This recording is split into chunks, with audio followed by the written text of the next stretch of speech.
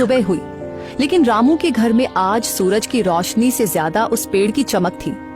रामू ने जल्दी से एक सोने का सेब कपड़े में लपेटा और गांव के सुनार के पास गया। उसने उसे बेचकर ढेर सारा अनाज, नए कपड़े और ठाकुर का कर्ज चुकाने के लिए पैसे लिए।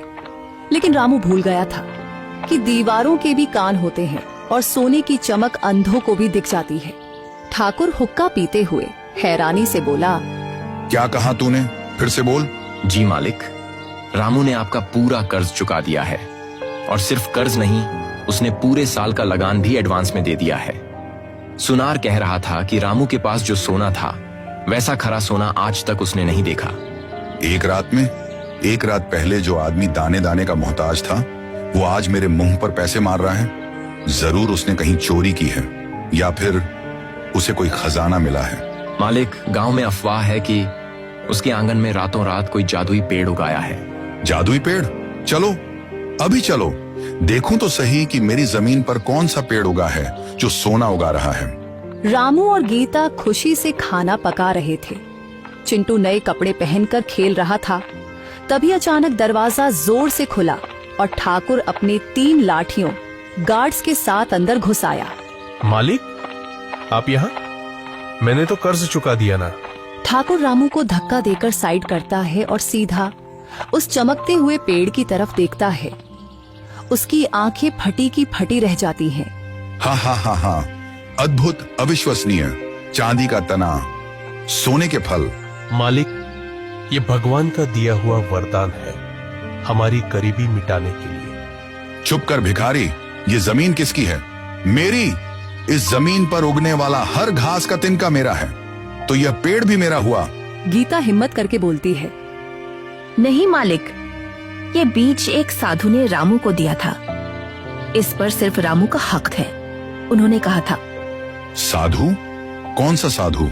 अब ये ठाकुर ही तुम्हारा साधु है और भगवान भी। ठाकुर पेड़ के पास जाता है। उसकी आंखों में बेइंतहा लालच है।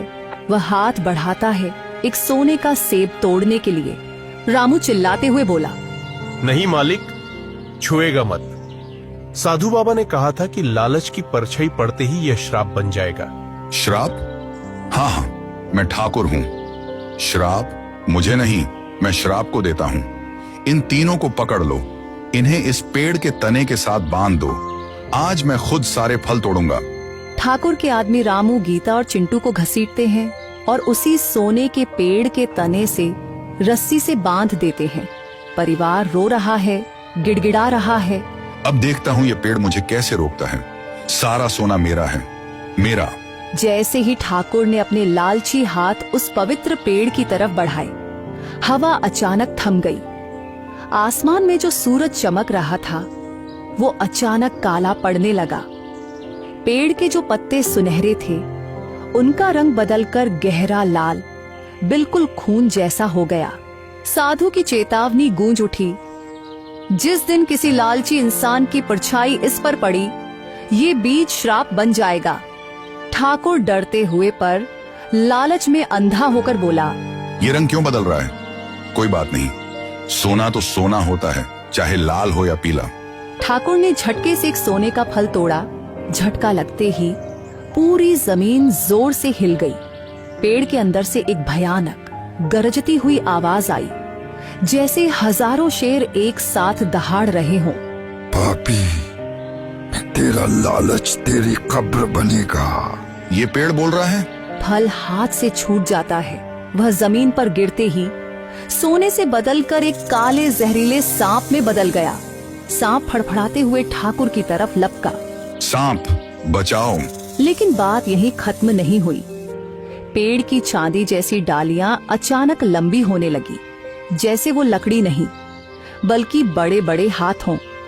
वो डालियां ठाकुर के आदमियों की तरफ बढ़ी और उन्हें हवा में उठा लिया। ठाकुर के साथ आए हुए गार्ड बोलते हैं, भागो, भूत है ये पेड़। रामू रस्सी में बंधा हुआ चिल्लाता है, मालिक, मैंने मना किया था, माफी मांग लीजिए। पेड़ गुस्से में है। मैं माफी नहीं मांगता। काटो इसे, काटो इस मनहूस पेड़ को। पेड़ की सबसे मोटी डाली नीचे आती है और ठाकुर की गर्दन के चारों तरफ लपेट जाती है। उसे जमीन से ऊपर हवा में उठा लेती है। ठाकुर का दम घुटने लगता है, पैर हवा में चलने लगते हैं।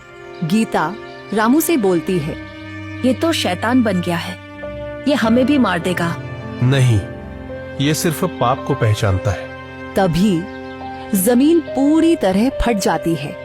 पेड़ की जड़ों से एक विशाल आकृति निकलना शुरू होती है। मिट्टी और सोने से बना एक दानव डेमन पेड़ के अंदर से बाहर निकलता है। उसकी आंखें आग की तरह जल रही हैं और वो सीधा ठाकुर को घूर रहा है।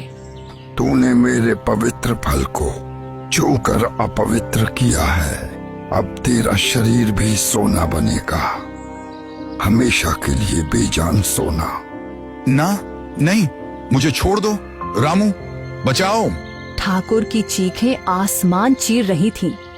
वह सोने का राक्षस जो उस पवित्र पेड़ से निकला था, उसने ठाकुर का दायां हाथ पकड़ लिया। देखते ही देखते ठाकुर की खाल का रंग बदलने लगा। पहले वो सख्त हुई, फिर चमकी और फिर पूरा हाथ सोने का बन गया। लेकिन ये कोई तोहफा नहीं था, ये दर्दनाक था। ठाकुर का हाथ अब बेजान भरी धातु बन चुका था, जिसे वह हिला भी नहीं सकता था। मेरा हाथ जल रहा है। रामू, इसे रोको, मैं मर जाऊंगा। यही तो तू चाहता था ना, मूर्ख। सोना ले, सोना। अब तेरा पूरा शरीर सोना बनेगा और तू हमेशा के लिए मेरे इस बगीचे की शोभा बनकर खड़ा रहेगा। रुक जाइए महाराज। रामू, जो अभी भी पेड़ की टहनी से बंधा हुआ था, इतनी जोर से चिल्लाया कि राक्षस रुक गया। राक्षस ने अपनी आग जैसी आंखें रामू की तरफ घुमाई। तू मुझे रोकता है मानव। इसने मेरे पवित्र फल को चुराने की कोशिश की है। इसका अंत निश्चित है। इसका अंत निश्चित हो सकता है महाराज, पर मेरे बच्चे का भविष्य नहीं। अगर आज मेरे आंगन में किसी की हत्या हुई तो ये पवित्र जमीन श्मशान बन जाएगी। मेरा बच्चा बड़ा होकर क्या याद रखेगा कि उसके बाप के पेड़ ने किसी की जान ली थी। तू इस शैतान को बचाना चाहता है, जिसने तुझे भूखा मारा, जिसने तेरी झोपड़ी तोड़नी चाहिए।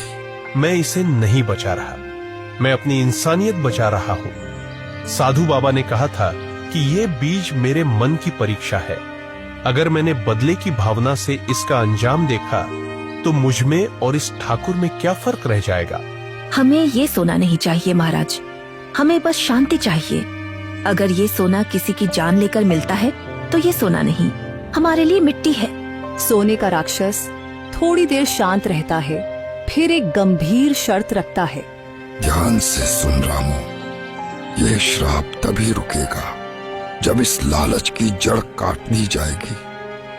अगर तू इस ठाकुर को बचाना चाहता है तो तुझे इस सोने के पेड़ की कुर्बानी देनी होगी। अगर मैंने ठाकुर को छोड़ दिया तो यह पेड़ वापस बीज बन जाएगा और जमीन में हमेशा के लिए समा जाएगा। तू फिर से गरीब हो जाएगा। बोल, क्या मंजूर है? एक दुश्मन की जान के बदले दुनिया की सारी दौलत ठुकरा सकता है तू। रामू, हाँ कर दे रामू, मैं तेरा पैर पड़ता हूँ, मुझे बचा ले, मैं सब कुछ दे दूंगा। रामू एक पल के लिए अपने सोने के फल को देखता है, फिर अपने बच्चे चिंटू को देखता है। उसकी आंखों में अब कोई लालच नहीं था, सिर्फ सुकून था। ले लीजिए महाराज, मुझे ये पेड़ नहीं चाहिए। मुझे ऐसा धन नहीं चाहिए जो मेरे आंगन में खून बहाए। मेरे बच्चे के लिए मेरी मेहनत की सूखी रोटी ही काफी है। आप इस श्राप को वापस ले लीजिए। सोने का राक्षस मुस्कुराता है, एक ऐसी मुस्कान जो डरावनी नहीं, दिव्य थी।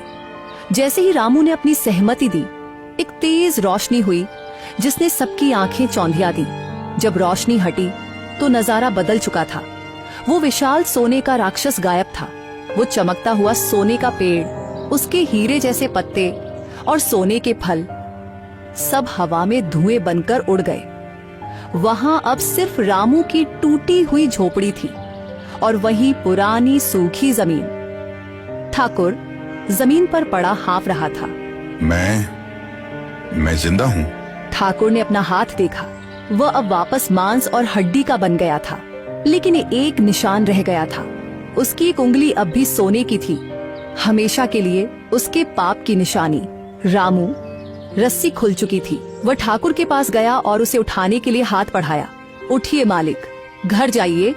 ठाकुर रामू का हाथ झटक देता है, पर इस बार गुस्से से नहीं, शर्म से। नहीं रामू, मुझे मत छू। मैं तेरे पैरों की धूल के बराबर भी नहीं हूँ। तूने आज वो किया जो कोई राजा भी नहीं कर सकता। तूने अपने दुश्मन के लिए खजाना ठुकरा दिया। ये उंगली मुझे हर रोज याद दिलाएगी कि लालच इंसान को जानवर बना देता है। जा रामू, आज से ये खेत, ये जमीन और तेरा ये घर सब तेरा है। कर्ज तो तूने बहुत पहले चुका दिया था। आज तूने मेरा जीवन खरीद लिया। ठाकुर वहां से सिर झुकाकर लड़खड़ाता हुआ चला गया। उसका घमंड हमेशा के लिए टूट चुका था। कुछ दिन बीत गए। रामू वापस अपनी गरीबी में था, पर वह खुश था। एक सुबह जब रामू अपने खेत में हल चलाने गया तो वह हैरान रह गया। जहां उसने वह सोने का बीज बोया था, वहां आज सोना नहीं उगा था, लेकिन पूरा खेत हरे भरे गेहूं, वीट की फसल से लहरा रहा था। जबकि पूरे गांव में सूखा पड़ा था, रामू के खेत में पानी के बिना ही हरियाली थी। साधु बाबा ने कहा था, कुदरत उससे कभी प्यासा नहीं रखती जो अपनी प्यास त्याग दे।